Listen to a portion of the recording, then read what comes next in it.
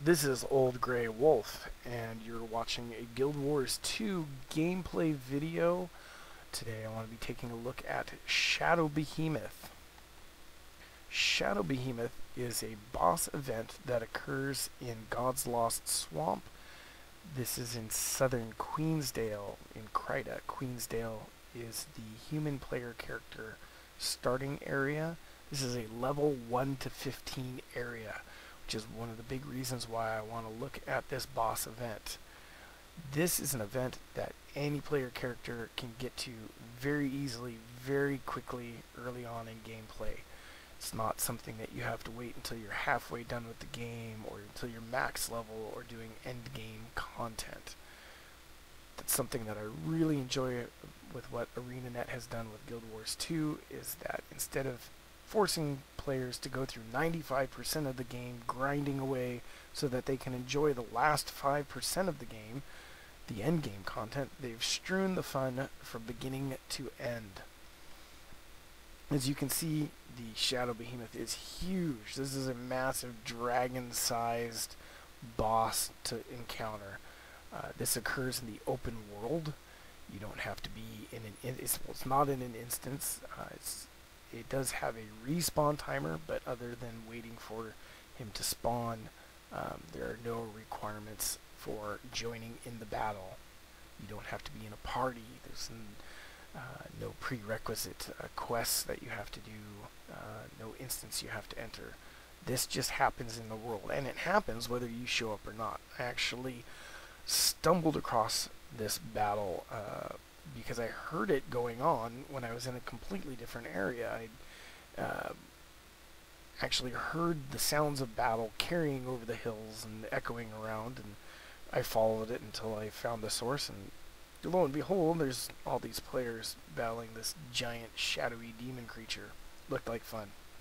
So, yeah, there's a couple dozen of us fighting this boss. Like, probably the most difficult thing about Shadow Behemoth is that he does have an incredible lot of health.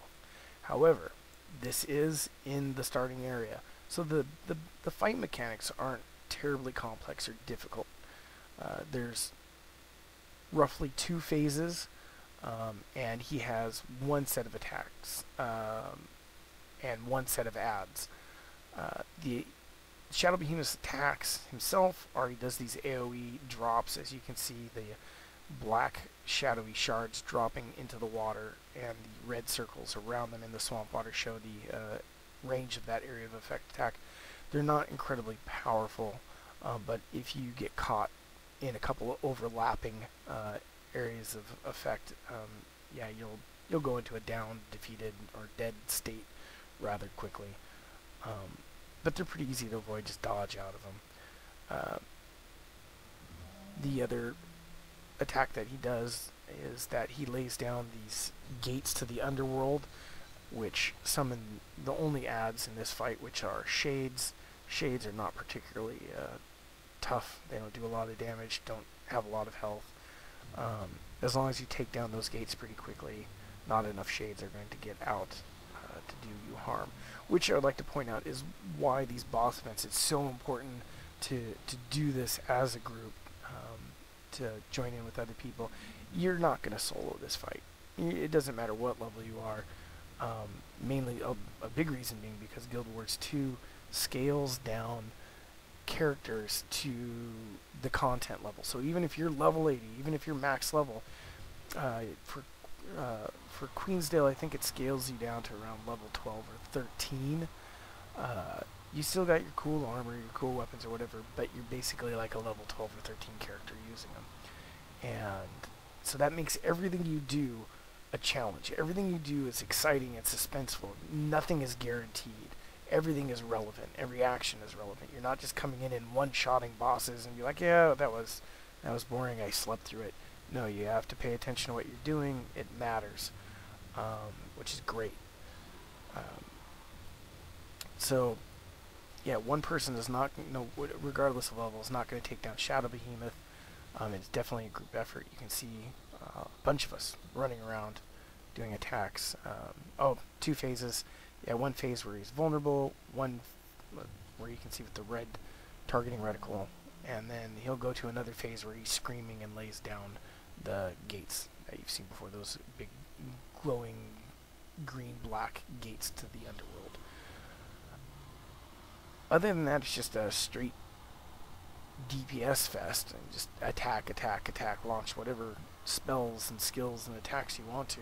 It's a good practice for working on your rotation. I've run across some other bosses in higher level areas, and their fight mechanics do get more complex and varied as you go along. So I think in addition to making sure that new players have something epic to do, something fun and exciting to be a part of, they also make sure the boss isn't just going to wipe you out and leave you frustrated. There is a learning curve. It's not too terribly steep, especially if you're working together as a group. And but you know, as you go along, the bosses get progressively more difficult. But anyways, again, right from the beginning of the game, very epic feel. You can see there we just downed Shadow Behemoth, got my gold achievement. Feel pretty proud about that. Right after we downed this boss, a large chest dropped. Nice thing, another nice thing in Guild Wars 2, everyone gets their own loot. You don't have to worry about somebody robbing loot from you or you robbing loot from somebody else. Go over to the chest, pick up your own customized loot for yourself. Fortunately, when I went to do it, my connection crashed out. Good news was I logged back in and it was still available. I was still able to pick it up. That's pretty much the end of the battle, the end of the video. Thanks for watching. Sorry about the poor editing. I'm a little new to making these videos. Hopefully as I go along, they'll get better, more interesting. So please keep watching, and thanks again.